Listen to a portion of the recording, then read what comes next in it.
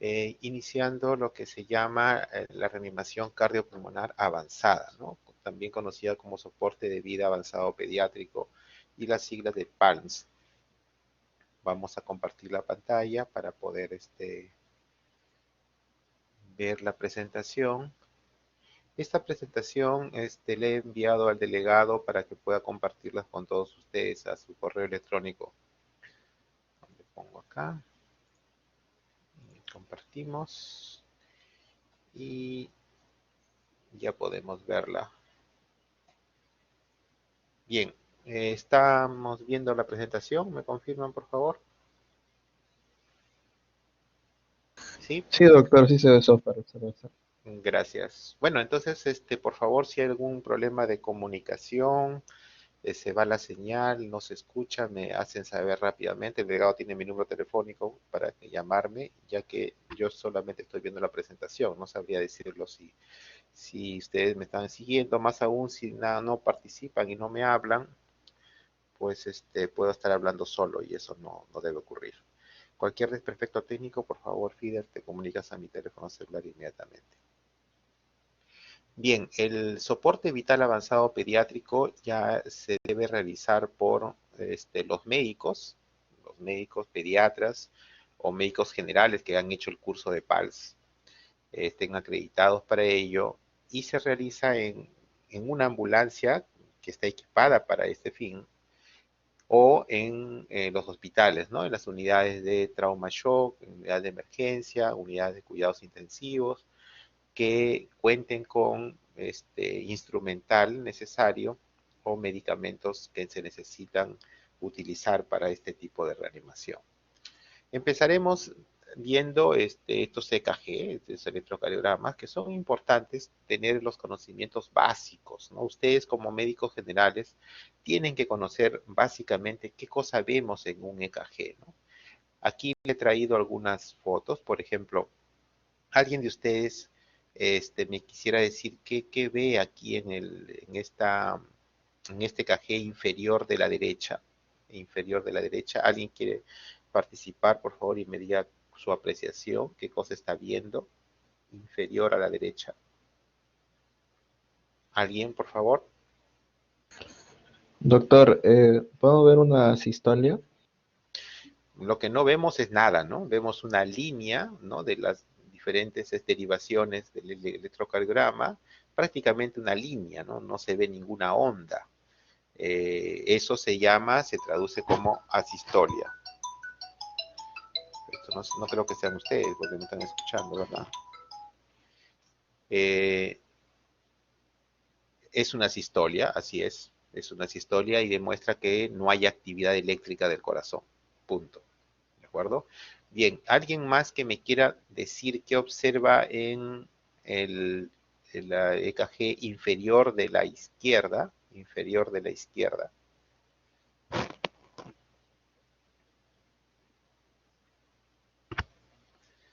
A ver, ¿alguien? ¿Qué observa? ¿Qué le llama la atención? ¿Qué le parece? Vamos, chicos.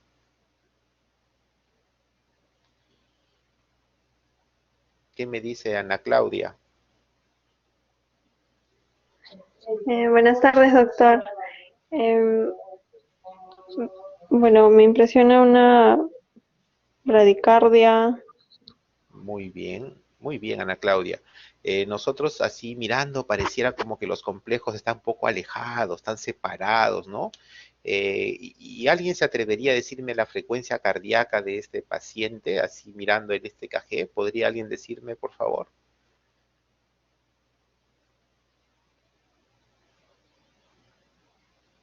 Recordando la frecuencia cardíaca de un niño es variable según la edad, ¿verdad?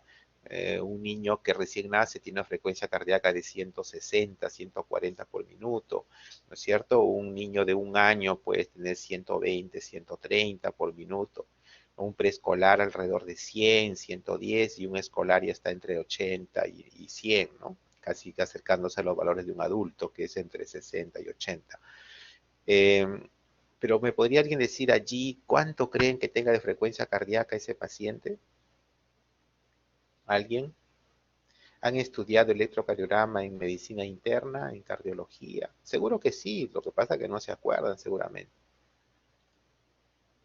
¿Mm? ¿Alguien quiere participar? Ahí, he visto a un alumno Wong, creo, ¿no? Ahí está.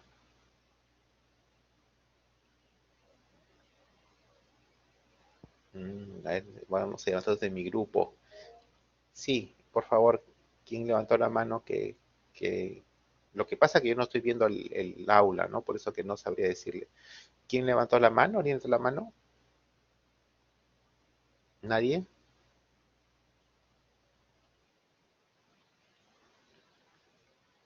A ver. A ver, vamos a preguntarle a Alex. Alex, de mi grupo de práctica. Sí, doctor, buenas tardes. Tiene aproximadamente, bueno, 43 más o menos le he sacado, doctor. Mira, con que me digas que era menos de 50, yo estaba feliz, ¿ah? De verdad. Y es efectivamente, es lo que tú dices, ¿no? Uno para sacar la frecuencia cardíaca sencillamente cuenta el número de cuadraditos entre cada complejo QRS, ¿no? Y acá yo cuento 1, 2, 3, 4, 5, 6 y medio, ¿no? Por aquí otros, algunos 6, otros tienen 7, 6 y medio. Si yo considero 6, 300 cuadraditos equivale a un minuto, ¿no? 300 cuadraditos. Entonces 300 entre 6 me sale 50, pero como es 6.5, pues es menos de 50, ¿no? Entonces este niño, este paciente tiene menos de 50 de frecuencia cardíaca. Pueden sacarlo exacto como lo ha sacado Alex. Alex siempre es bien minucioso, ya lo conozco en la práctica, y le sale pues 43 más o menos, ¿no? Entonces definitivamente el diagnóstico es una bradicardia, sea cual fuera la edad del paciente, ¿no? Y si fuese un neonato estaría en parada, consideramos como un paro cardíaco, toda frecuencia menos de 100, recordarán ustedes. ¿Alguien me puede hablar qué observa en el superior derecho? Ahora que están frescos, dígame la frecuencia, ¿qué frecuencia creen que tenga este paciente que está con... Ay, bueno, ya el diagnóstico está escrito ahí, ¿no? Taquicardia ventricular, pero ¿qué frecuencia tendrá? Aproximadamente. A ver, por favor, ¿quién levantó la mano? 77. Sí, doctor, ¿se me ¿Cuál? escucha? Sí, se escucha, se escucha. Dígame. Sí. Así hace rato levanté yo la mano, pero no funcionaba mi Lo que micrófono. pasa Sí. es que yo no veo. Dígame, Ah, dime. ok, sí, tiene de frecuencia cardíaca 214 ahorita, sí que está con una taquicardia ventricular. Perfecto, perfecto, muy bien. Entonces, fíjense que decía que un cuadradito, 300 cuadraditos es un minuto, ¿no? Entonces, si ahí los complejos están pues entre 1.2 más o menos, y es definitivamente alrededor de 200, un poco más, ¿no? Podríamos sacarlo exacto como su compañero, podríamos hacerlo, pero para que tengan una idea, si de pronto los complejos fueran de un solo cuadradito, estaríamos hablando de 300 de frecuencia cardíaca. ¿De acuerdo? Muy bien. ¿Y quién me quiere hablar de este otro complejo que tenemos acá, este EKG del lado superior izquierdo? ¿Qué observan? ¿Me podrían decir la frecuencia cardíaca? ¿Me podrían decir alguna característica importante? A ver, chicos.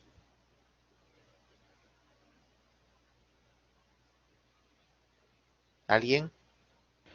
Doctor, A ver, me sí, impresiona dime. que pareciera un flúter auricular. Ya, ahora estamos viendo justamente el EKG, ¿no? Pero más que me des un diagnóstico, me interesa una descripción, o sea, que me digas qué observas ahí.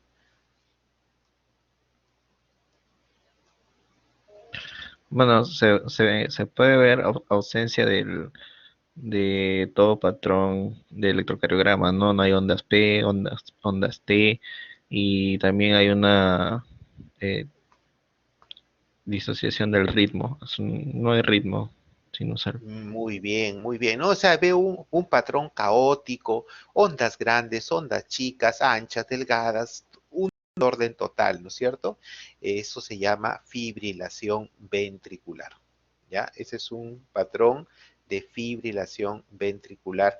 Y es importantísimo que ustedes reconozcan este patrón porque es un patrón que responde a la desfibrilación. ¿De acuerdo? Responde a la desfibrilación. Este patrón de fibrilación ventricular. Y otro patrón que responde a la fibrilación es la taquicardia ventricular sin pulso, que es la que vemos en la parte superior derecha, ¿no? Entonces observen bien esos patrones porque en principio son los patrones que responden a la desfibrilación. La fibrilación ventricular y la taquicardia ventricular sin pulso, ¿ya? La tenemos sin pulso.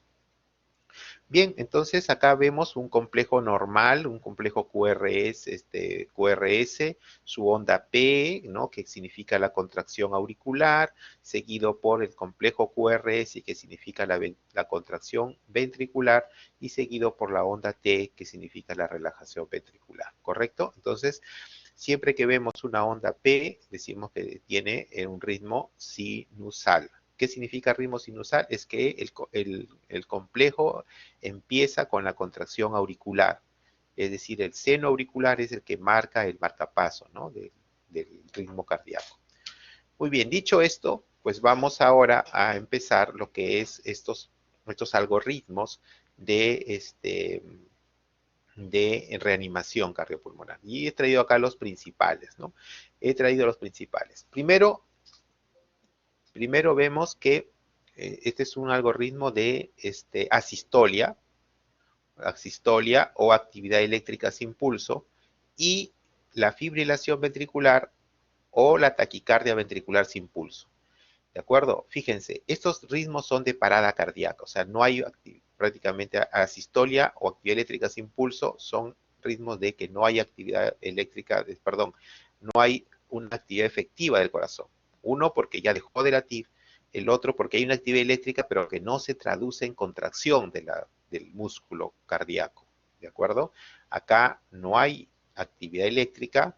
Aquí sí hay actividad eléctrica, pero no hay contracción del músculo, por lo tanto no se genera la onda de pulso. La sistolia con actividad eléctrica sin pulso, y por aquel lado tenemos la fibrilación ventricular y la taquicardia ventricular sin pulso, en la cual hay actividad eléctrica. Hay una contractibilidad errática, ¿no? En la fibrilación ventricular el músculo no se contrae adecuadamente y no genera un débito cardíaco. Y en la taquicardia ventricular la contracción es tan frecuente que no genera un débito adecuado, ¿no es cierto? Entonces aquí tenemos que evaluar. Entonces, ¿cómo evaluamos este ritmo? Con el monitor, ¿no? Entonces, un paciente que esté en paro cardíaco inmediatamente debe estar colocado a un monitor. Y este monitor que tenemos en los hospitales y en las ambulancias es un monitor que también tiene desfibrilador, y es el manual, no es el DEA que hablábamos ayer. Aquí vamos a calcular la descarga. Y inmediatamente observamos el ritmo. ¿Es desfibrilable o no lo es? Si no lo es, va a ser asistolia o actividad eléctrica sin pulso. Y si es desfibrilable, son dos opciones: fibrilación ventricular o taquicardia ventricular sin pulso. Estos ritmos son desfibrilables y lo que se indica es una descarga inicial que se da a 2 joules por kilo de peso. ¿Ok? Se da la descarga y se da la reanimación cardiopulmonar por 2 minutos. En ese tiempo se está obteniendo un acceso intravenoso para dar drogas. La enfermera le está canalizando una vía. Si no puede ser una vía endovenosa, tiene que ser intraósea para que permita la administración de fluidos y de medicamentos necesarios para la reanimación. Luego de los 2 minutos se evalúa al paciente. Si sigue en parada cardíaca, volvemos a evaluar con el monitor. ¿El ritmo es desfibrilable o no? Si el ritmo es desfibrilable, entonces vamos a otra descarga. ¿De acuerdo? Seguimos con la descarga y seguimos con la reanimación después de la descarga. En estos momentos ya necesitamos administrar drogas. ¿Cuál es la primera droga que administramos? Es la adrenalina. La adrenalina puede darse cada 3 a 5 minutos más o menos. ¿Ok? Y en estos momentos ya estamos pensando en asegurar la vía aérea, es decir, a intubar a nuestro paciente o a colocarle una máscara laringea, ¿no? Generalmente en los hospitales la intubación, para así poder administrar mejor soporte oxigenatorio. Después de 2 minutos, nuevamente evaluamos el ritmo, ¿ok? Si el ritmo es desfibrilable o no. Si es desfibrilable, entonces pasamos a una tercera descarga. Pero en esta descarga anterior, la segunda descarga, podemos aumentar la dosis a 4 joules. Y en la tercera descarga podemos mantener la dosis de 4 joules o aumentarla, pero máximo a 10 por kilo. Máximo a 10 por kilo. Y se continúa con la reanimación que hemos aprendido, con presiones cardíacas y ventilación. Pero a esta altura ya estamos con una vía aérea asegurada. Por lo tanto, aquí se da de 100 a 120 compresiones y cada 2 a 3 segundos ventilaciones. Las drogas a administrar después de la tercera descarga es amiodarona o lidocaína, cuando el ritmo es desfibrilable. ¿De acuerdo? Y en esos momentos pensar en todas las causas reversibles que pueda tener mi paciente. Ya hemos hecho 3 descargas y todavía no sale mi paciente, entonces hay que pensar en las causas reversibles que puedan ser manejadas. ¿Cómo cuáles? Aquí están las causas reversibles a la derecha. La hipovolemia, es decir, mi paciente necesita fluidos. Debo administrarle bolos de cloruro de sodio, ¿no? Entonces, valorar cómo está sus mucosas, su grado de hidratación, etcétera. Hipovolemia. Otro es la hipoxia. La hipoxia también puede ser una causa que no mejore, que mantenga ese ritmo. Entonces tengo que haberle puesto oxígeno, a ver cómo está la oxigenación, si tiene oxígeno adecuadamente. Luego es la acidosis, ¿no? Los hidrogeniones. Entonces un examen de gases arteriales me va a mostrar si debo de tratar esa acidosis metabólica utilizando bicarbonato, por ejemplo. O la hipoglicemia, ¿no? En el examen de gases arteriales o un hemoglucotest me sale el valor de glucosa en sangre y necesito a lo mejor manejar bolos de destroza al 10% para superar o mejorar el grado de hipoglicemia.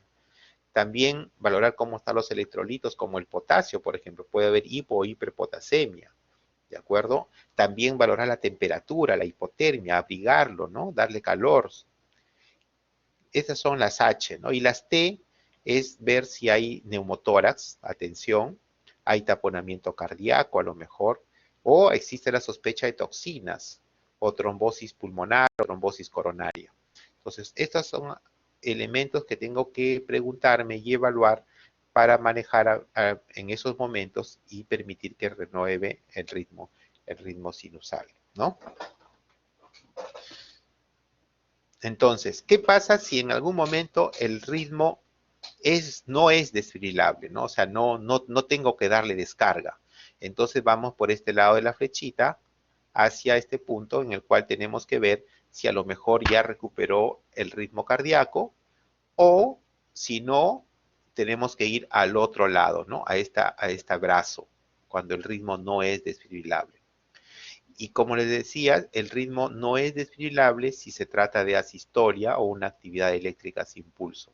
En estos casos no va a funcionar la descarga, la desfibrilación. Aquí lo que tenemos que darle rápidamente es adrenalina. Adrenalina inmediatamente. Y debemos de aprender a usar la adrenalina. ¿De acuerdo? ¿Cómo usamos la adrenalina? La adrenalina tenemos que, si la vamos a usar por vía endovenosa o por vía intraósea, la tenemos que administrar diluida. La ampolla de adrenalina viene generalmente en concentraciones de 1 en 1000, ¿de acuerdo? Y nosotros tenemos que darla a una dilución de 1 en 10.000. La dosis de adrenalina la ven aquí, donde dice farmacoterapia y dosis, ahí dice dosis de adrenalina por vía endovenosa o intraósea, es de 0.01 microgramos por kilo. 0.01 miligramos por kilo. Y esto traducido a una solución diluida es 0.1 mililitros por kilo, pero de una concentración de 0.1 miligramos por mililitro. Es decir, esa es una solución diluida. Y la dosis máxima a darle es 1 miligramo, que es una ampolla. ¿Cómo yo obtengo una solución de 1 en 10.000 o una solución 0.1 miligramos por mililitro? Diluyendo una ampolla de adrenalina, que es 1 mililitro, la completo con 9 mililitros de cloruro de sodio, puede ser, hasta 10, ¿no? Entonces formo 10 mililitros con una ampolla de adrenalina. Ya esa jeringa de 10 mililitros es una jeringa diluida. Y esta jeringa me sirve para dar a esta dosis 0.1 mililitros por kilo. Si pesa 10 kilos, voy a darle 1 mililitro. ¿No es cierto? Si pesa 50 kilos, 5 mililitros. Y máximo los 10 mililitros. Y esto se repite cada 3 a 5 minutos. ¿De acuerdo? Si no se tiene un absceso endovenoso o intraóseo, esta dosis de adrenalina se puede administrar por vía endotraqueal. Pero la administración por vía endotraqueal ya se hace sin diluir. Ya no se usa la adrenalina diluida. ¿De acuerdo? La concentración es de la adrenalina no al 0.1, sino 1 miligramo por mililitro. ¿De acuerdo?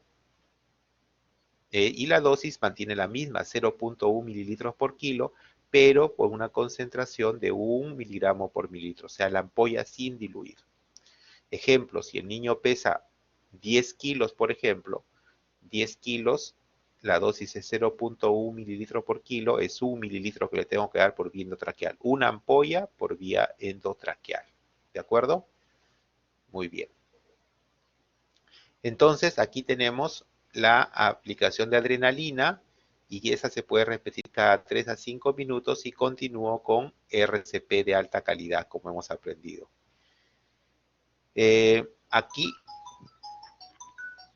Aquí tengo que valorar siempre, después de cada 2 minutos, si el ritmo es desfibrilable o no, ¿no? Si mantiene siendo no desfibrilable, seguimos con reanimación cardiopulmonar por 2 minutos más y seguimos utilizando adrenalina cada 3 a 5 minutos. En cambio, si el ritmo es desfibrilable, o sea, apareció una fibrilación ventricular o taquicardia ventricular sin pulso, pasamos a este brazo, ¿no? Del ritmo desfibrilable. Y seguimos esto. En el ritmo desfibrilable hablábamos de las descargas, ¿no? Y las descargas, como le decía, la primera descarga es de 2 joules por kilo. Aquí está, en la mano derecha, dice la energía de descarga. La primera descarga, 2 joules por kilo. Y la segunda descarga es el doble, 4 joules por kilo. Y la tercera descarga podemos mantener 4 o más, ¿no? A un máximo de 10 joules por kilo. O la dosis de adultos. Muy bien. Entonces, habíamos hablado aquí de la miodarona como la segunda droga, como la primera droga, perdón, la segunda droga. Aquí en adrenalina la primera droga y la segunda droga miodarona o lidocaína. Entonces, la miodarona la vamos a dar a las dosis que está aquí señaladas, ¿no? Es un bolo de 5 miligramos por kilo, ¿de acuerdo? Y se puede dar hasta 3 dosis para tratar la fibrilación ventricular. Y la lidocaína es una dosis de carga de 1 miligramo por kilo, ¿ya? Eso es la dosificación de las drogas que empleamos aquí, ¿no? Adrenalina, ya les expliqué, amiodarona y lidocaína y el manejo de la descarga, que es la desfibrilación, a 2 joules, primera dosis, 4 joules, segunda dosis, y a partir de la tercera puede ser 4 o más hasta un máximo de 10. Si es que mi paciente no mejora con las desfibrilaciones, pues siempre valorar estos causas reversibles, las H y las T, ¿no? Que hipovolemia, hipoxia, acidosis, hipoglicemia, hiperpotasemia, hipotermia, y los neumotoras, taponamiento cardíaco, toxinas o de las trombosis coronaria o pulmonar. ¿De acuerdo? ¿Alguna pregunta, por favor, de este tema?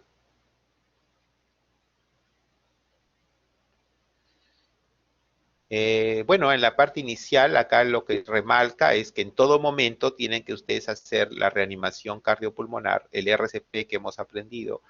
Solamente se deja de hacer RCP en el momento que se va a dar las descargas, ¿no? En el momento de las descargas no se hace RCP, pero en todo momento siguiente sí, ¿no? Y acá lo que les recuerdo es las compresiones fuertes, ¿no? La cantidad de compresión que conversábamos ayer, 4 centímetros en el lactante, y 5 centímetros en el niño y adolescente, también igual que el adulto, ¿no? Entre 5 y 6 centímetros como máximo. Hablábamos también de minimizar las interrupciones. Siempre hay que cambiar quien hace la compresión con que ventila, porque quien hace la compresión se cansa rápidamente.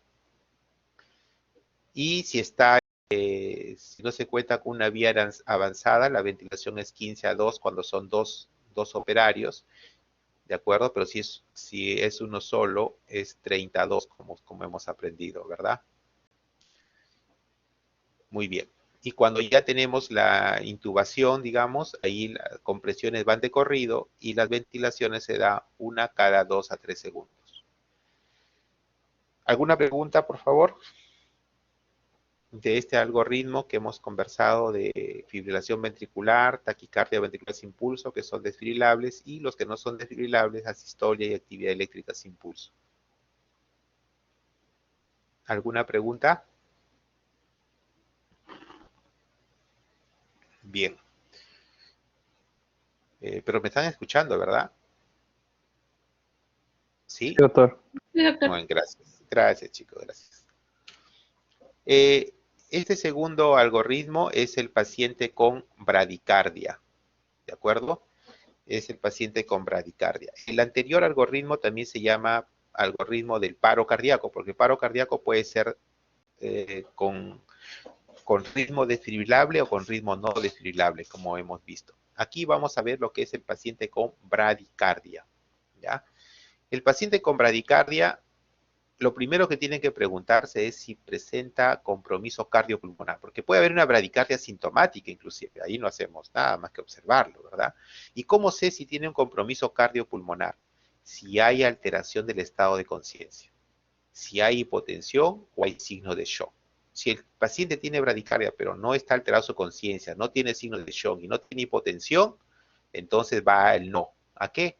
A verificar el ABC de la reanimación, podemos ponerle oxígeno, observarlo, hacerle un EKG completo de 12 derivaciones, ver qué causa puede ser la bradicardia, de repente medicamentoso, estímulo vagal, etcétera, etcétera. Entonces, primero nos preguntamos si hay o no compromiso cardiopulmonar.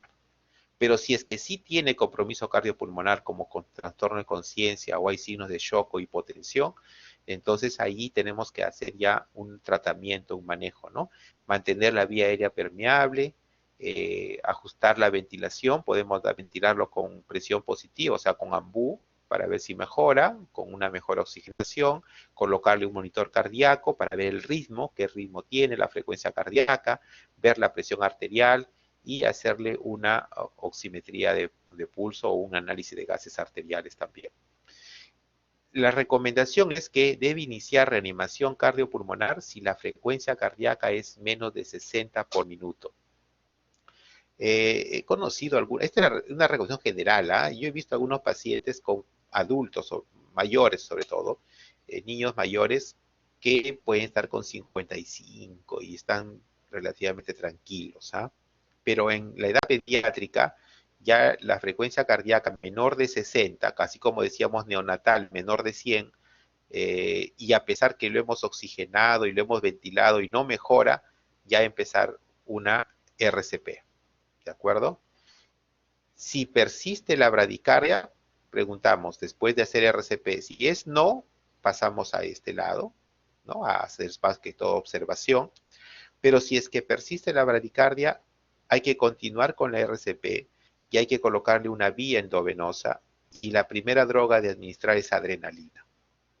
Igual que la dosis anterior, ¿no? La dosis es 0.01 miligramos por kilo o 0.1 mililitro por kilo, pero de una concentración diluida de adrenalina 1 en 10.000. Y esto puede repetirse cada 3 a 5 minutos, ¿de acuerdo?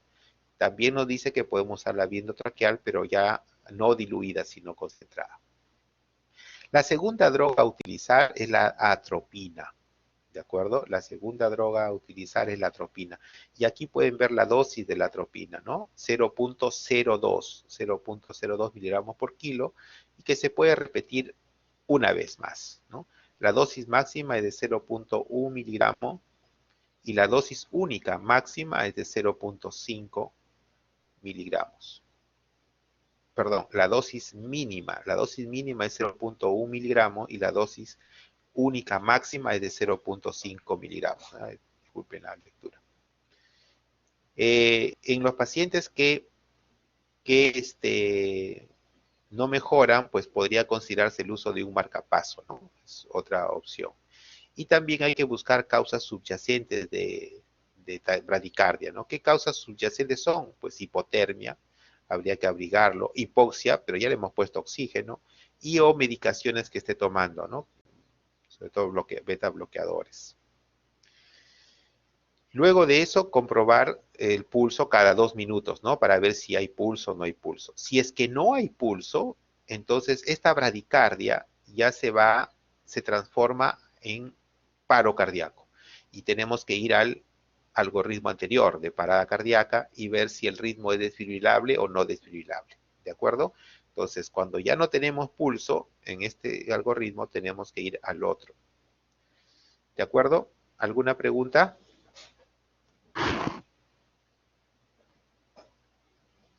¿Preguntas? No, no preguntas. Entonces seguimos con el otro, con el siguiente algoritmo, que es el manejo de la taquicardia, ¿no? De la taquicardia. ¿Cómo lo manejamos? Primero se hace una evaluación inicial, ¿no? Todo paciente con taquicardia tenemos que ver la vía aérea esté permeable, darle ventilación si necesita, darle oxígeno, colocarle un monitor para ver el ritmo, la presión arterial y hacerle una medición de oximetría, ¿no? Tener un acceso endovenoso es importante y tener un EKG completo también. Entonces, con el monitor o con un EKG de 12 derivaciones, evaluamos si la taquicardia es sinusal o no. ¿Y cómo sé que la taquicardia es sinusal? La taquicardia sinusal tiene algunas características importantes. ¿Qué cosas me hace determinar si la taquicardia es sinusal? Primero, que tiene que haber ondas P, ¿no? Porque si no, no fuera sinusal. Tiene que haber ondas P presentes y normales. Muchas veces el intervalo PR, el intervalo PR es variable. En los lactantes, la taquicardia sinusal es menor de 220. Lactantes con más de 220 es raro, es muy raro que fuera sinusal. Y en los niños, es decir, los niños mayores de 1 año, recuerden que lactantes eran menores de 1 año para la RCP, y en los niños mayores de 1 año, la frecuencia menos de 180. Más de 180 en niños ya es difícil que sea una taquicardia sinusal. Y la taquicardia sinusal, digamos, es relativamente benigna, ¿no? Es tratable, basta con buscar la causa, ¿no? De repente una maniobra vagal, etcétera, algún medicamento, etcétera. Entonces, esto se maneja según la causa. ¿Ya? La taquicardia sinusal, muchas veces con reposo, oxigenación, tranquilidad, mejora. ¿De acuerdo? Ahora, la otra pregunta que hay que hacer es si hay un compromiso cardiopulmonar. Lo mismo, estado de conciencia, signo de shock o hipotensión. Igual que en la bradicardia, ¿no? ¿Existe o no existe compromiso cardiopulmonar? Si existe compromiso cardiopulmonar, entonces lo que hay que valorar es el QRS. ¿Es un QRS ancho o es un QRS estrecho? Y eso se hace midiendo, ¿no? El complejo QRS. Ancho es cuando es mayor de 0.09 y estrecho cuando es menor o igual de 0.09. ¿Qué pasa cuando es ancho el QRS? Si es ancho el QRS, estamos ante un posible diagnóstico de taquicardia ventricular, que es lo que veíamos en el EKG inicial, ¿no? Posible taquicardia ventricular. Y el tratamiento de la taquicardia ventricular es la cardioversión sincronizada. se hace con el mismo desfibrilador. Entonces hacemos una carga y eso debe ser un experto que sepa hacerlo, ¿no? La cardioversión sincronizada se hace con, fíjese, con 0.5 joules, máximo 1 joule por kilo. No como la desfibrilación que usábamos 2 joules por kilo, ¿ok? Si no hace efecto a esta dosis de 0.5 a 1, podemos aumentar máximo a 2 joules por kilo, ¿ok? Y el paciente, si está despierto, debería ser sedado, porque es una descarga que se le va a hacer, ¿de acuerdo? Es una descarga que se le va a hacer. Y para que sea sincronizada, uno tiene que preparar el equipo, ponerlo como modo sincronizado, para que haga la descarga en el momento que corresponde, ¿no? En el momento del complejo QRS, lance la descarga, no en cualquier momento. Entonces uno tiene que poner ahí sincronizado para que el equipo, cuando yo dé la orden de descargar, lo haga en el momento que debe hacerlo, en forma sincronizada. Eso es la posible taquicardia subventricular, perdón, cuando el complejo QRS es ancho. Cuando el complejo es angosto, hablamos de una taquicardia probablemente supraventricular, en complejo QRS estrecho. Y aquí la característica es que no hay ondas P, no hay ondas P, o si las hay son anómalas. Hay un intervalo constante del PR, ¿no? Los lactantes, la frecuencia cardíaca es más de 220 y en los niños más de 180. ¿Ok? Y es un cambio brusco de la frecuencia cardíaca. Son pacientes que han estado bien y de pronto bruscamente empiezan con la taquicardia. Entonces aquí estamos con la taquicardia supraventricular. Entonces, esta taquicardia supraventricular necesita tener un acceso endovenoso, pero un gran acceso endovenoso lo más cerca posible al corazón, ¿no? De preferencia se canaliza la vena que está en la vena de la flexura del codo, ¿no? La vena de la flexura del codo, para dar un tratamiento que es con adenosina, ¿de acuerdo? Es adenosina, que hay que darle bien, es rapidísimo. Y la adenosina, ven acá que la primera dosis se da un bolo rápido de 0.1 miligramos por kilo y máximo se da 6 miligramos, máximo 6 miligramos. Y se puede repetir, la segunda dosis es el doble, 0.2 miligramos por kilo, pero máximo 12 miligramos. Vienen ampollas de 6 miligramos, entonces vamos a poner máximo una ampolla en la primera dosis o máximo 2 ampollas. Si el paciente pesa, por ejemplo, 10 kilos, solo le voy a dar 1 miligramo en la primera dosis y en la segunda le voy a dar 2 miligramos, ¿de acuerdo? Y eso lo saca espectacularmente, o sea, es brusco el cambio, ¿no? Le pone uno y en cuestión de segundos el ritmo vuelve a la normalidad la mayoría de las veces. Esto era, pues, si había un compromiso hemodinámico, ¿no? O sea, hay una alteración del estado de conciencia, hay signo de shock o hay hipotensión. Entonces vemos el QRS, ¿es ancho o estrecho? Es ancho, es cardioversión sincronizada, es estrecho, básicamente es amiodarona. Adenosina, disculpe, adenosina, tratamiento con adenosina. También pueden funcionar las maniobras vagales, ¿no? Pero no mucho mientras usamos, eso se recomienda mientras encontramos la adenosina. Ahora, cuando no hay compromiso cardiopulmonar, hacemos lo mismo, es el complejo ancho o estrecho. Si es ancho, el diagnóstico ya hemos dicho, posible taquicardia ventricular. Entonces aquí vemos cómo es el ritmo. Si el ritmo es regular y el QRS es monomórfico, considere poder darle adenosina. O sea, nos podría servir la adenosina aquí. ¿Ok? Y consultar a un experto. Punto. Ahí lo dejamos. Y si el QRS es estrecho, entonces estamos a una posible taquicardia supraventricular, igual que en el anterior. Entonces las características son las mismas, pero aquí, como no hay compromiso hemodinámico, podemos utilizar maniobras vagales como primera línea, ¿no? Las maniobras vagales son las maniobras de Valsalva, la presión del seno carotidio, ¿no es cierto? Esto nos va a ayudar. En algunas veces puede ayudar, otras veces no funciona y ahí tenemos que colocar un acceso endovenoso para usar adenosina. ¿Correcto? Bien, ese es el algoritmo de la taquicardia, ¿no? La taquicardia. Entonces, en la taquicardia tenemos que valorar primero si hay o no compromiso cardiopulmonar. ¿De acuerdo? Y segundo, valorar cómo es el QRS. ¿Es ancho o es estrecho? Cuando es ancho, tengo un diagnóstico taquicardia ventricular. Cuando es estrecho, una taquicardia supraventricular. En la taquicardia supraventricular, maniobras vagales cuando no hay compromiso hemodinámico y puedo terminar con adenosina, pero cuando hay compromiso hemodinámico prácticamente es obligatorio ya darle adenosina de frente. Y cuando es ancho, la taquicardia ventricular es con compromiso hemodinámico, cardioversión sincronizada, pero sin compromiso hemodinámico podemos administrar adenosina o consultar a un experto, un cardiólogo, ¿no? Ese es el resumen de este algoritmo. ¿Alguna pregunta?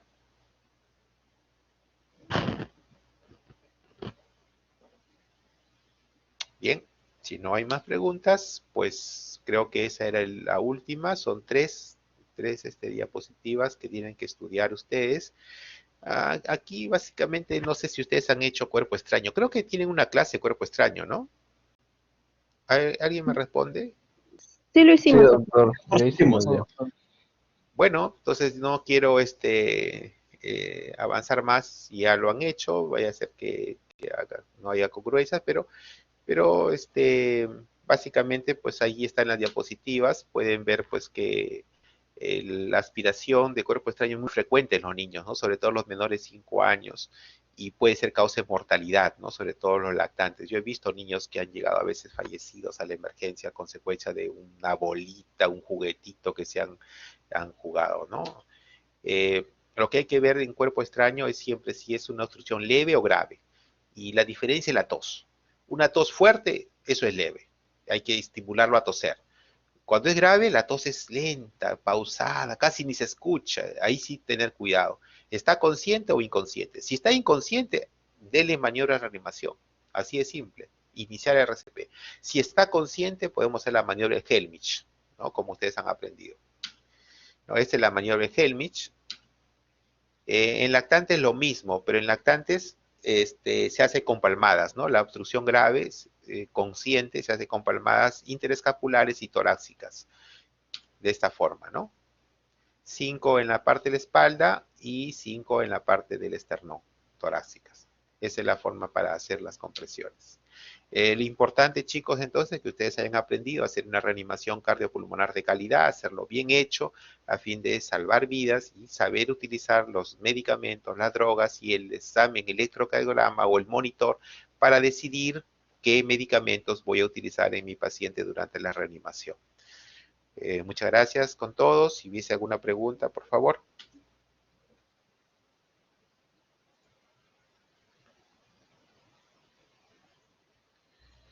¿Alguna pregunta? Espero no haberlos aburrido, no haberlos asustado, no haberlos traumados. Recordarles que en el examen entran casos clínicos, o sea, van a ser pacientes que llegan, que están en reanimación, que hay algunas características, que sale o qué droga utilizar, cómo utilizar, qué conducta tomar, ¿ah? Así que tienen que los algoritmos tenerlos bien claros. Muy bien, si ya no hay más preguntas, voy a dejar para que vayan al aula de la doctora Mariló, que ya lo debe estar esperando. Muchas gracias, hasta luego. Muchas gracias, doctor.